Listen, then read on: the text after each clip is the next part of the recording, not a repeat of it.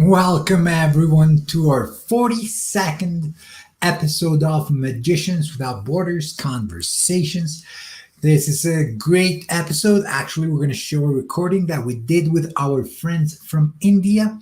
It was such a great conversation that we had enough content to split it in two parts. So today you're going to hear the first part of that two-part episode of our friends from India. It's going to be great. You're going to learn how that got started and how Tom got in touch with India and started doing, shows, and then our education chapter over there. It's going to be a great listen. Before we get into it, I want to remind everybody that the last Wednesday of every month, we do our mailbag episode where we get to answer your questions and comments. So if you have any, please send them our way via Twitter at MagiciansWB or through our email, podcast@magicianswithoutborders.com. We would love to hear from you. And also, if you want to join us and ask us questions live, you can do so. So please tweet at us at MagiciansWB or send us an email, podcast@magicianswithoutborders.com. We would love to have you here. So hello to everyone that is joining. I'm just going to do a comment with that. Hello. Oh, there we go, to make sure that our comments are working. And as always, we like to plug what we do. So if you have or want magic in your house, you can go to store.magicianswithoutborders.com. And over there, you can get lessons from us and a show from us, a live lesson or a live magic show that we do with our kids from our education chapters. We've done this with kids from Costa Rica, El Salvador, Colombia, and it's a great way to support them as well, because when they are doing these shows, they get, to generate what they're lacking the most, which is, economic resources. It's a great way to help them directly. And also, if you want to learn magic, we've got a great course for you. It's a self-paced video magic course called Become a Magician. You can see that in learn.magicianswithoutborders.com, and that way you can support us as well. Plus, you'll get to know 13 tricks in how to put on a 30-minute magic show by yourself. It doesn't matter the level of magic that you're at. You will find great ways to do magic with household items or items that you can find around your house or that you can get at your local drugstore for very, very little, or online.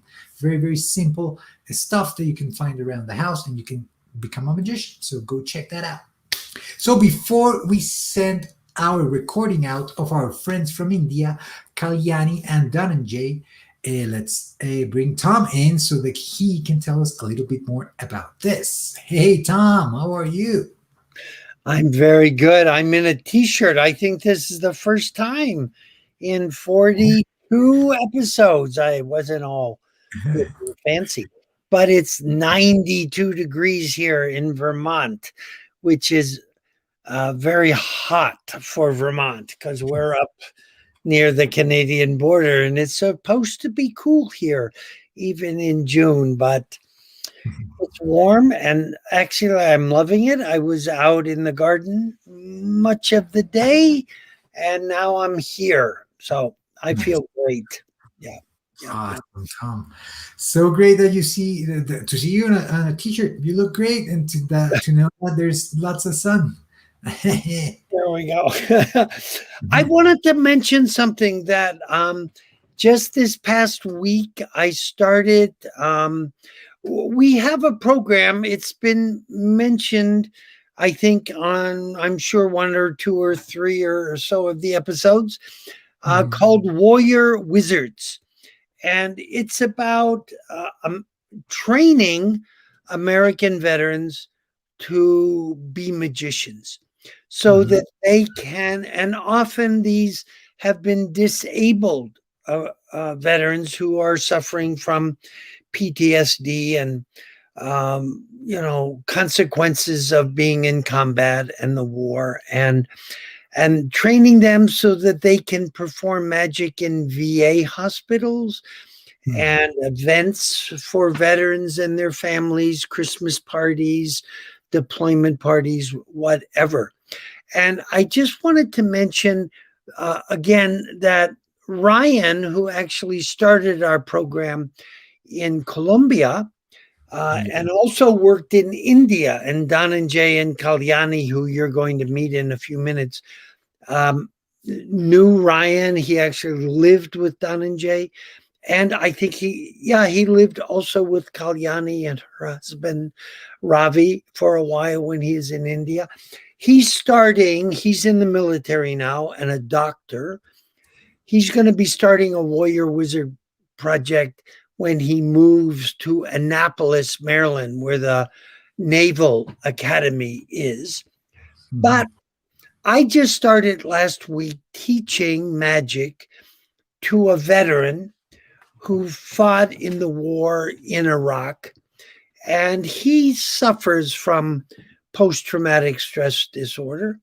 Mhm. And he wants to learn magic, and he's very excited about the idea, if he really starts loving magic and turns out to be a good performer, to starting a project here in Vermont.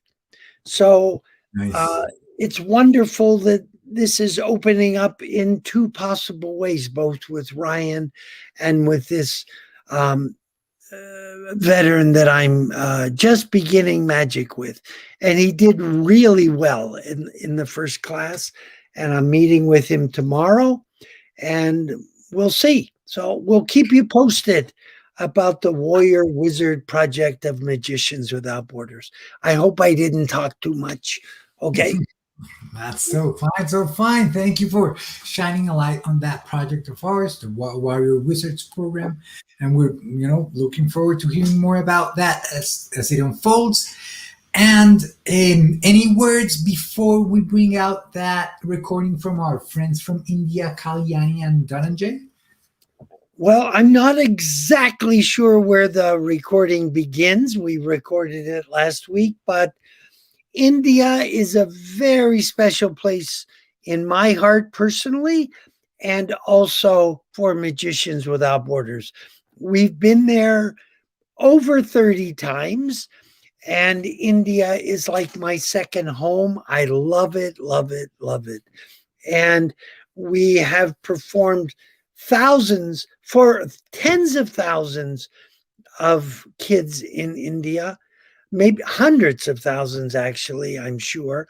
And a number of people who have been on Conversations, Alex, Chris, Jen, uh, Aiden, people from the Yale Magic Society have been to India for Magicians Without Borders because we have such an amazing program there. And you're going to hear about it right now from two very wonderful people who have been so supportive of our program there, Dhananjay Mehta and Kalyani, and they're magnificent people. So So good, so good. So without further ado, let's bring on the recording and we'll wrap it up as this first part ends. We'll come back here and wrap it up and that's Okay, it. so So I'll be back this- after the interview. Okay, or after part one of the interview. Okay. here we go. This is part one of our interview with Kalyani and Dhananjay, our friends from India. Here we go. Okay, so this is a recording. We are recording this on Tuesday, the June 1st, and we're very excited because these conversations guests are very close to our founder and to the mission of Magicians Without Borders. They're our friends from India. And to just give you a little preview of who we're going to bring on a little bit later, here's Tom. Hey, Tom, how are you? I'm fine, very happy. Yesterday was a holiday here in the United States, Memorial Day, where we remember primarily the military and soldiers who have fought and died for our country. And I did a magic show, my first live magic show in front of an audience of about 200 people in a tent. And the weather was totally miserable. It was cold and windy and rainy, but the people were just so happy to be there. And it was very strange. It was like, am I still going to remember how to perform magic? For even though I've done it so many times, I felt like a beginner. It was just terrific. And afterwards, I just felt so relieved that I guess it's kind of like riding a bicycle, as they say. You never forget, but I wasn't sure. So it was a big day yesterday. Pretty cool. Pretty happy for you to get back out there doing live shows because we know that the energy of a live audience is pretty amazing. So we're pretty happy that you're starting to do that again. Yeah. Okay. So we've done what, 40? Is this our 41st? I think this will be, when this comes out, I think this will be our 42nd. 42nd. Okay.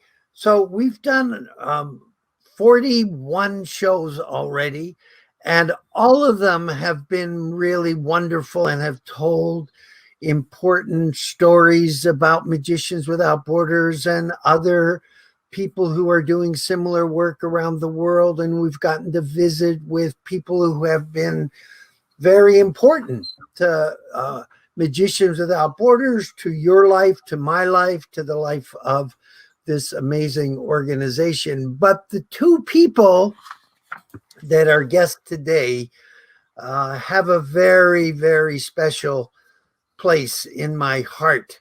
And the country that they come from, as they say, incredible India, is very close to me, both personally and we could say professionally. I have a very, very beautiful daughter, Mirabai, who was adopted from India 32 years ago.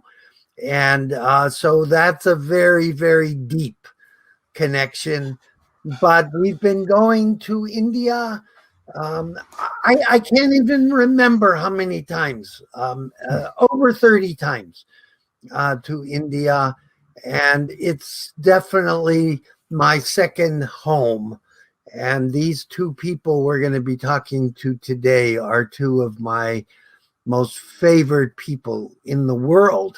So this is going to be wonderful today. Yes, that's such a good introduction for our friends from India. So we're going to have them on, Kalyani and Dhananjay. So welcome. How are you guys? We are good. Hello. Oh my goodness, there you are. It's so cool to have you here. Thank you for taking the time. I know it's kind of a hassle to schedule things from here where I am at in Colombia, Bogota, the other side of the world, and you guys over there in India, near Mumbai, right? That's right. That's right. So we're so So, happy to have you. so thank you very much for having us here on that. Yeah, Yes, it's so yes. good. This is going to be wonderful, kind of reviewing all these years that we've been Yeah, working together and yeah, playing together and yeah. seeing you here in the United States and seeing you in India. And Yeah. so, Carlos, how should we begin? Okay, so for people that don't know you yet, so Kalyani, can you tell us a little bit about yourselves? Okay, so I'm Kalyani from Mumbai, India, and basically I am by profession I am a teacher, and before I got married, I was teaching in a pre-primary school, and after getting married, I came to Mumbai, and I was introduced to our children by our neighbor Dhananjay, who was our neighbor, and we came to know about our children and all the wonderful work that was going on. And I slowly started volunteering with them because I was, amazed at the wonderful work they were doing with children in child welfare institutions. So that's how I came to uh, came into our children. And Kalyani, how many years ago was that? If do you know what roughly what year that was? It's it would be around say 95, 96, I think. Wow. Uh-huh. Yeah, 95, when we 90. moved into the same society as Dhananjay, and then 85, 1985, Kalyani, sorry, 1985. 85, not 95, sorry, 85. Yeah, 85? 85, yeah, What? yes. Oh my goodness. Okay. Okay. Yeah. So we came to know about our children, and I was fascinated by the work they were doing. So I began by volunteering. I started teaching in girls in child welfare institutions. I started teaching English to the girls in 8th, ninth, and 10th. And slowly I started volunteering for their other programs. Mhm. Mm. Mhm. I'm also associated with another NGO called Salam Balak Trust, which is trust for street children. It was started by Meera Nair after her movie Salam Bombay. Hmm. And so I was working there and working with the street children over there. That's Yeah, so I cool. think I think that's an amazing story. And Mira Nair is, a world famous filmmaker, and yeah, she made this marvelous movie. It's an amazing movie called Salam Bombay that Kalyani just mentioned, and it moved so many people. Correct me if I'm wrong, Kalyani, but it moved so many people. They sent her money and said, "Do yeah, something for these Yes. children." And she And yeah, started, yeah, and she, along with the others who were helping her in the movie, they started the trust, Salam Balak Trust. Salam yeah, Balak basically means salute the child. Hmm. So they started this trust. I'm sorry. yeah, What does it mean? Salam Balak. Salam means salute, and Yeah. Balak means child. So Uh-huh. salute So the child. salute the child. Yeah. Yeah. So it's amazing a situation where a filmmaker's film really moves people and something very concrete and practical came out of that. And that's one of the very earliest shows I did in India, I think, Yes. was yeah. on Children's Day Yes. at Yes. Salam Balak Salam Trust. Balak. Yes. Yeah. And that's Oh, There pre- at uh, Chopati Beach, Chapati. right? Right. Right. Yeah. before we get into the shows and the how you guys got together, I want to hear about Dhananjay. So tell us a little bit Okay, about you and how okay, what are you doing now? How did you get into this? okay. So, My name, as you know, is Dhananjay Mehta. I am from Mumbai, which is a commercial capital of India. As far as my educational background, I graduated in science somewhere in 1969. After that, I did my postgraduate in management studies from Mumbai University. I had my own business till a couple of years ago. I was representing a German pharma company for Indian market. I Mhm. stopped my business, I think, around 5 years ago, and now I'm fully occupied with all these activities, working with children and some other NGOs. That is what my current position is. Could you say a little, Dhananjay, about how you and Ram and Okay, Kalyani's husband Ravi came together and met each other and came up with the idea okay. for our children?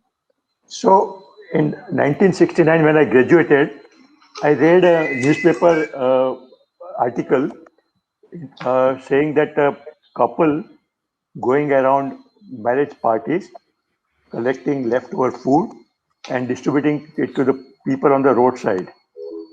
I was amazed by the work done by this couple. So I just wrote a small note to them that I would also like to do this. That's how I joined this activity. So, Tom, you know what kind of marriages we have in Mumbai. Yeah. Very large gathering of people. In fact, number could be anything could be between 500 to 50,000 people in a wedding for Mhm. dinner. So what? And it was not a buffet type. People would sit in the row, and they are served by some people, other people who serve them the food in the plate.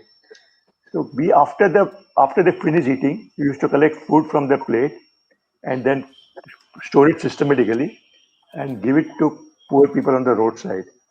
Mhm. There were questions as to why do you give this leftover food to people? We showed them that there are some beggars who are.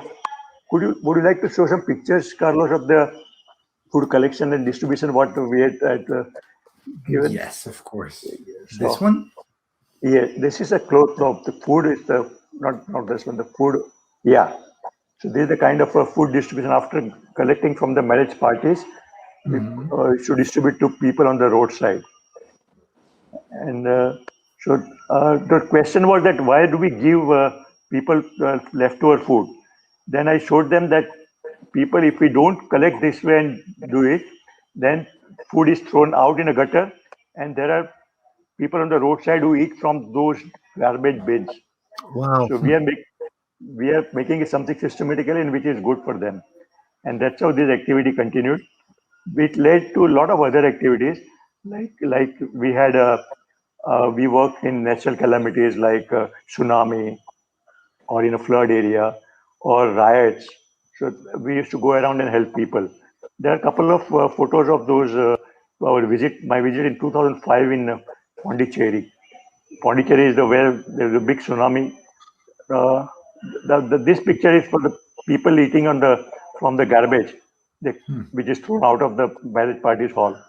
And these are some lunch packet which is we distribute to people on the different institutions. But there is another picture of tsunami at Pondicherry. These are handicapped people This whom we one? help. Yeah, yes. So damages were massive. So we got in touch with a local agency and worked for the rehabilitation of people in a different way. We built up a school. Built up a computer classes for them. So these are the activities that started. So by this food collection and distribution, we got in touch with several child welfare institutions working for children. That's how Our Children was formed. This is a gentleman, Mr. Ramchandran, who is in picture. He is my brother-in-law. He became brother-in-law after I started all these activities, and he is the founder of Our Children. He started Our Children in somewhere in 1970. So for last 50 years now, Our Children is doing various activities around the year. Wow. So that's a long time. That's a long time. Yeah, Should we put yeah. the video so we have a little bit more Yes, information about it? sure, So sure, here's a little sure. video about our children. Yeah.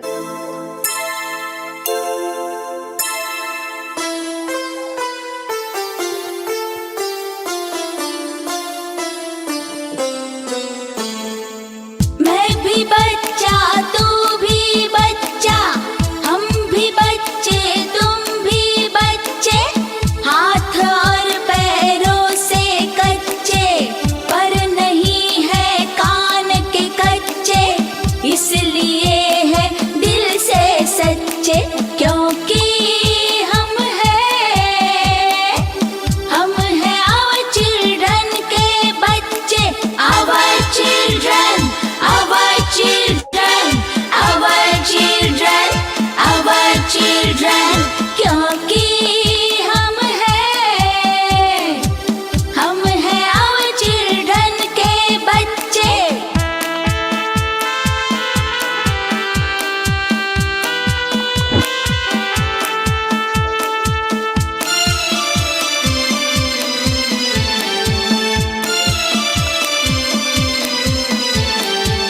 दो बोल जो प्यार से बोले हम उसके हो जाते हैं मन साफ और भोली सूरत सबके मन को भाते हैं हिम्मत और ताकत बहुत है एक दिन कुछ बन जाएंगे मुश्किल का सामना करने से कभी नहीं हम घबराएंगे क्योंकि हम हैं our children के बच्चे our children our children our children our children क्योंकि हम हैं our children के बच्चे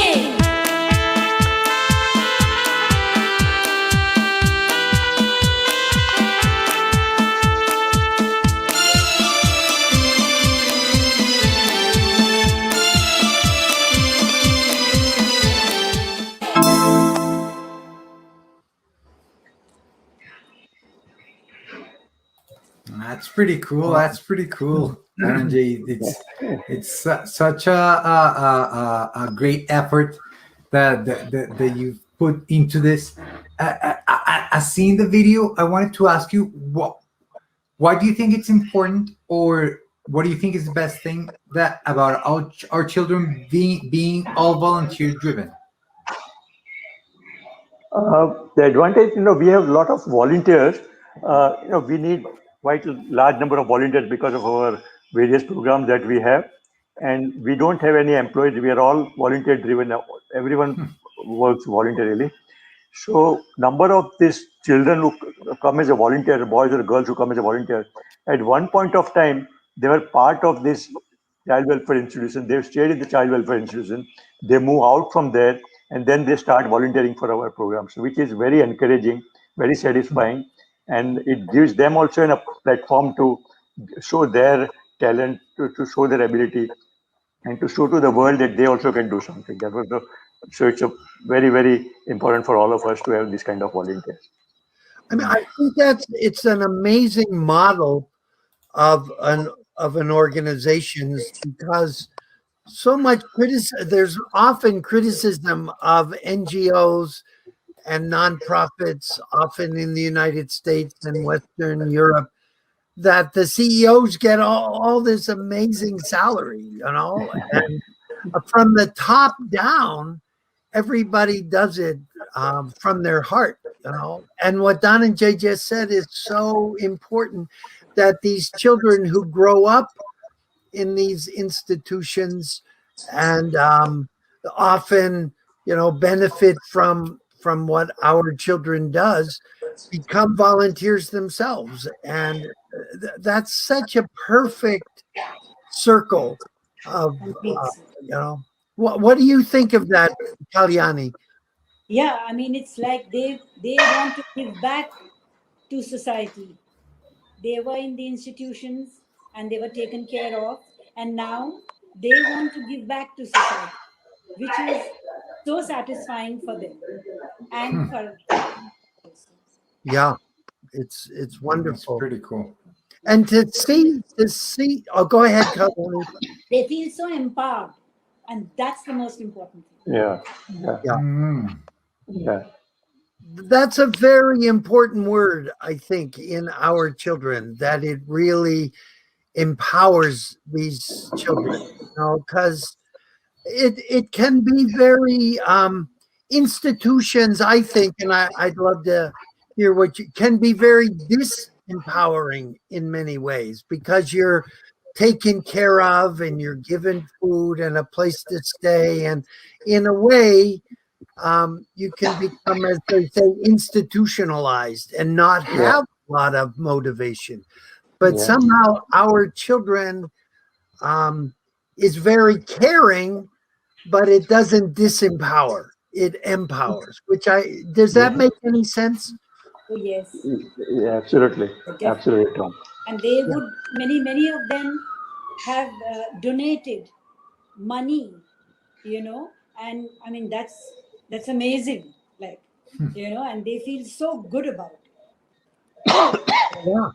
And they become like they grow up and they have children, and those children now are volunteering, like those two wonderful doctors and their beautiful daughter now. It's just, I'm sure there are many examples of that.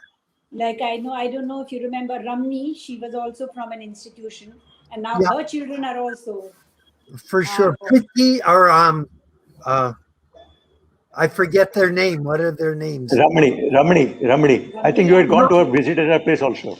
Right, Ramani's daughters. What are their names? Priya, Neha. Priya and Neha. Right. And Neha just had a baby, right? 2 years ago or so, right? Amazing. Yeah. Yeah. That's so wonderful to hear.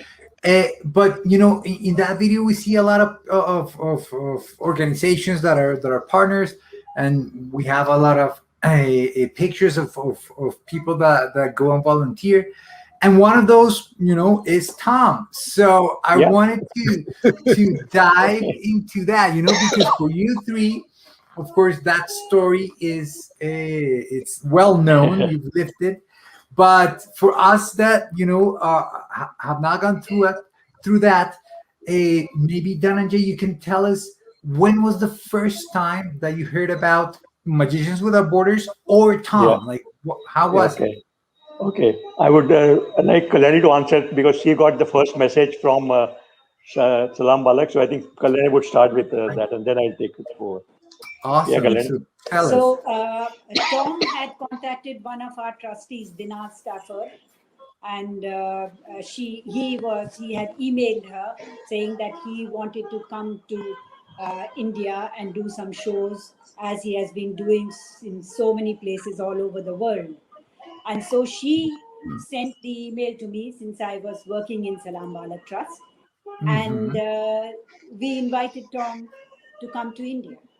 So that's the first time that he came, around 2001 or 2002, Tom? 2001. 2001 or 2. I can't remember, but somewhere around there. I can't remember how I got Dinaz's name. Do you have any idea? I mean, she was not in India. She was abroad at that time, and she emailed me saying that I've got this mail from one Tom Werner, and he would like to come to India and do magic shows as he's been doing all over. And so we were like, okay, and we invited Tom, and we wrote to him, and he came over, and then started our long relationship. So the email which came to Kalyani, she passed it on to me. And then we were very excited because we had never worked with any foreign person to come here and perform here or work with us. So it was something really challenging, and we were all geared up. We prepared a big program. I think, Tom, you were here for about 7 days or so in the first visit with us. I can't remember, but I imagine if you had anything to do with it in those 5 days, I probably did 30 shows. So in our excitement, we planned out many shows. In a day, Carlos, can you imagine? We for about 7 shows in a day we fixed up because we never realized the amount of work that Tom will have to do, not realizing that. So in 5 days, about 35 shows Tom did without complaining. He must have been fagged out at the end of the day, but still he did remarkable thing, and he never complained at any time. And in the cities like Mumbai, food also you don't know what kind of food you will get, water you're not sure. So all this, they're taking all this thing into his stride. Tom would perform very well with his smiling face and cheerful way. He continued to work, and it was really, really very good for us. That's how we started with working with Tom somewhere in 2002. Now, was that first visit? Was that first visit when I asked you if you could arrange a railway ticket? And on the railway ticket, I had to put my birthday down. Yes, yes. And it happened in India. You have to put down your birthday to get a railway. It's British bureaucracy meets Hindu gods, So there's a god for everything, including buying a railway ticket. But I had to write my birthday, February 5th, and that happened to be the day I arrived in India. And I came to your apartment, and it was a late at night. It was 11:30 or midnight. They picked me up at the airport and brought me back. And there was Ravi and Kalyani and Jaya and Dhananjay and maybe Ram and Meena. I don't know. No, Ram was not there. Four of you, I think. Yeah, that's right. And a big birthday cake. Because they knew my birthday. And I never told them, but they noticed it on my application for the ticket. Was that the first visit? No, I think second or third visit that was. Oh, that was the second or third visit. Okay. Yes. But and after that, it was never ending. And Tom used to come almost, I think, every year, or maybe sometime twice or thrice in a year. I think some years I came January, May, and November. Yes. But at least once, if not twice. I came in May, and I can remember a friend of mine who Dhananjay and Kalyani met, Walter Spink, a famous historian from the University of Michigan of art history, Indian art history, especially these amazing caves called Ajanta. Walter always wondered, why do you go to India in May? That's the worst month to come to India. I said, well, it's very warm and humid, but it's the mango time also. But I remember coming in May because it also was the end of, I was still teaching, and I think it was at the end of my teaching semester, and I came to India. I think that's why. I can't remember. But yes. So why May? Because in May we have a program called Children's Meet. Oh my God. About 2,000 children are invited for about 30 different NGOs located in different places. They come to perform on stage. Asia's largest auditorium, capacity of around 2,500 children. And they come as a chief guest, and then they perform. They come as chief guest. And that program is there every year. We have been conducting for, I think, almost 38 programs we had. On every first May, our auditorium is booked. And Tom made point to attend this program for a couple of years. I think 4 or 5 years he has been attending. It's such an amazing program, Carlos. I don't know how many institutions altogether, somewhere between 30 and 40, right? And our children comes up with a theme. It might be rain, it might be fire, it might be violence, it might be whatever. And they send this out to these institutions and invite them to create a dance that embodies this theme. And they make the costumes, the props, the music, the choreography, and sometimes they work with people who help them, of course. But it's amazing what these kids come up with. And then, as Dhananjay said, they put these dances on How long is a dance? 7 minutes, 6 minutes? Maximum we give 3 minutes. 3 minutes because 3 minutes. because about 25 dances has to be performed, so it takes time. Yeah. So But it's and then astonishing what they do. I mean, 3 minutes of stage time is a really long time, and you can do a lot in 3 minutes. And it's in this theater, as Dhananjay said, a beautiful, huge 2,000 person theater. And it's filled with all the kids from the institutions, either who are in or not in the performance. And it takes a few hours, 2 or 3 hours, right? yeah. And then there's a wonderful meal afterwards. And during intermission, I used to go around and Yes. magic for the kids who were Yeah. especially Yeah. handicapped children who couldn't get out of the theater. There's a couple of institutions that especially work with children with serious physical and mental handicaps. Disorder. I think 1 year Chris also has come. Chris also has joined you 1 year, I think.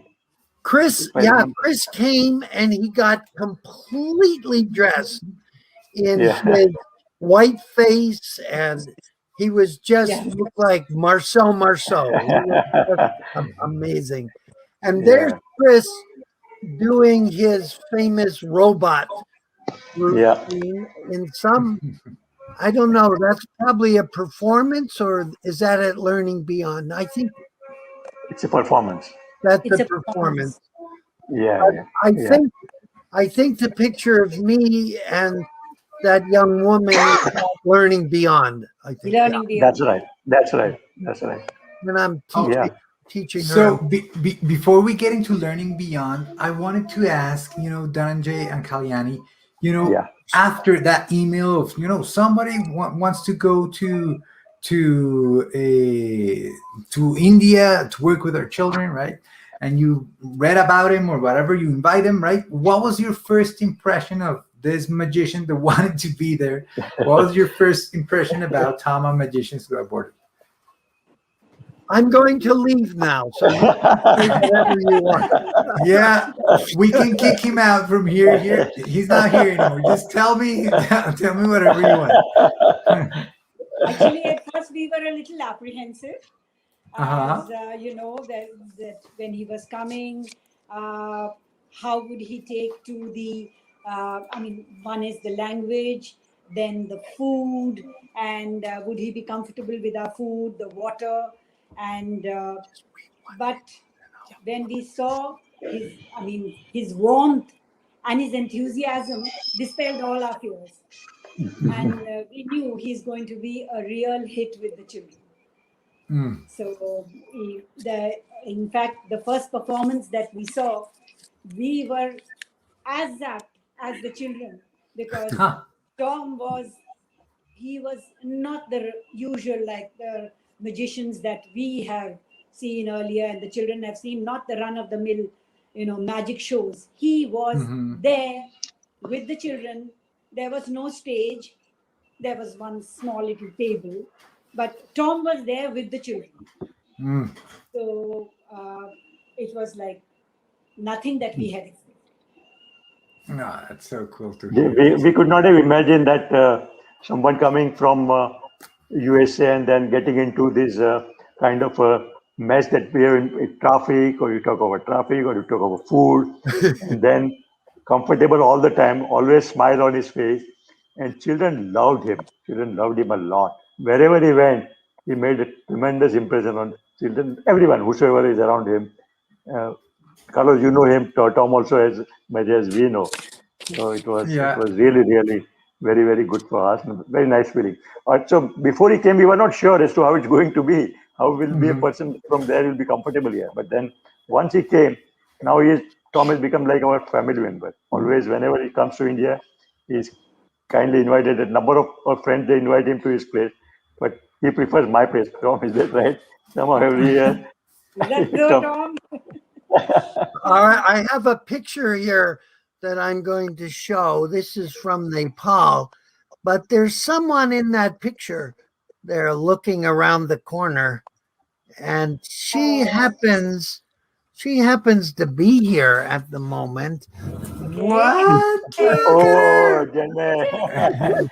Good to see her. you. Hello, Good to Janet. see How are you? Good. Good morning. you. Good. Good to Good see morning, you, Janet. Kalyani and Dhananjay and Carlos. Yeah. Yeah. Lovely to see you, Janet. Thank you. Same Good here. to see you. Wow, it's been a long time. She's Yeah. she's very busy at the moment down in her studio preparing for a week-long artist residency in a wonderful Wow. children's museum in New York City. Wow. And I dragged her up here. I didn't have to drag her up here. She wanted to be here and see you guys. Yeah. Okay. Good. Good to see you. Yeah. So, in fact, Jay recently attended one program conducted by Janet, online program conducted at the university. Jaya has attended to that program. Do you remember that? I'm Online sorry. program. Online program that you had for the students about journal while traveling. Oh, yes. Oh, that's right. I did the travel journal workshop. Oh, yeah. Yes. Yeah. Yeah. And Jaya attended that. great. Yeah. So, do you have any recollections of LaFleur, the other person that Janet is? Yes, of So, course. I mean, Alter ego. so she was the one who came first, and then she used to make children comfortable, make the atmosphere little lighter. Light. It was very nice, and she used to dress up and come, and then in such a summer also she used to wear those kind of clothes and run around the place. It was really, really wonderful to Children see. loved her. I remember fondly the children trying to teach me the Indian dances or the Bollywood dances. They got a big laugh out of me trying to imitate them. Yeah. So Janet, we take opportunity to complain that you stopped coming after a while. So now next time when Tom comes, please make it a point to visit with him. Okay. All right. too. We will Now that I have you here, Janet, and hearing what Dhananjay and Kalyani were saying about how they were, what's the word, a little bit apprehensive or a little bit, nervous about how you guys were going to take things in India, the traffic, the food, that are so different. What were your experiences about it? Going to India and experiencing that for the first time. well, I think I had a similar experience to many of the people who go to India from the U.S. That there's so many people, there's so much going on, and so. But it was all a wonder to me, and I think to Tom in a beautiful way. That this is how India is, or this is how Mumbai is. That was our first experience, and thanks to Kalyani and Dhananjay, it wasn't overwhelming.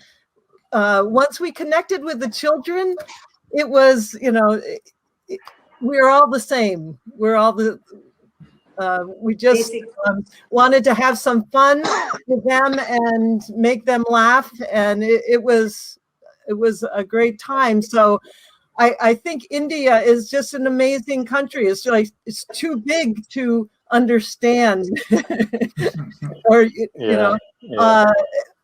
but I did some reading. I read novels, novels before I left. I tried to, as I do when I go to any country, I try to understand. There's Jaya in the background. Hi, Jaya. Oh, Jaya. How are you? It is daunting. India, when you first go there, or second or a third time, we are so busy. When we go, Dhananjay keeps us so busy.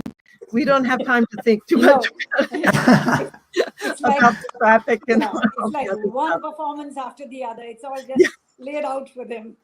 I can remember those first visits, and Janet and I were staying, I think, in the Garden Hotel down in Colaba.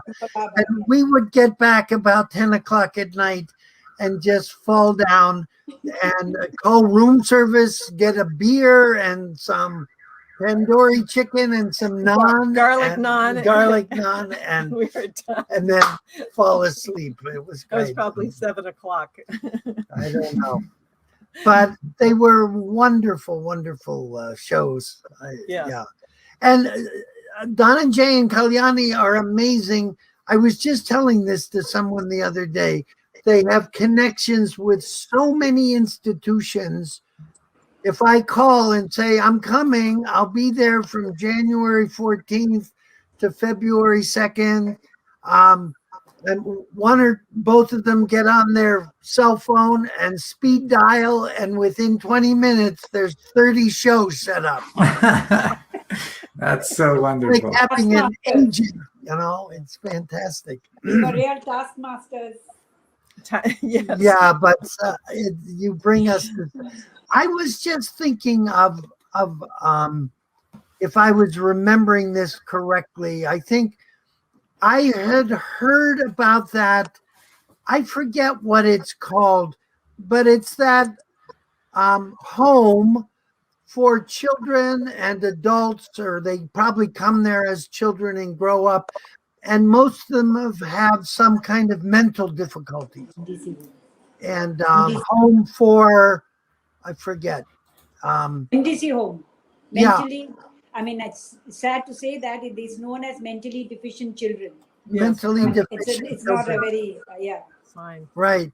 And my this is kind of a bit of dark humor, but when I first went there, that sign for mentally deficient children was hanging by only one chain, so it was also a defective sign, hanging there.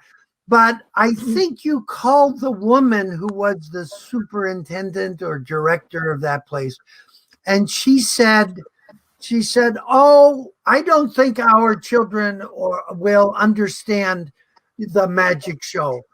And I said, "Please just tell her we'll come." And finally, I think you handed me the phone, and I said to her, "Well, we'll come and we'll start the show. If the children don't understand it, we'll just We'll stop. leave." Yeah.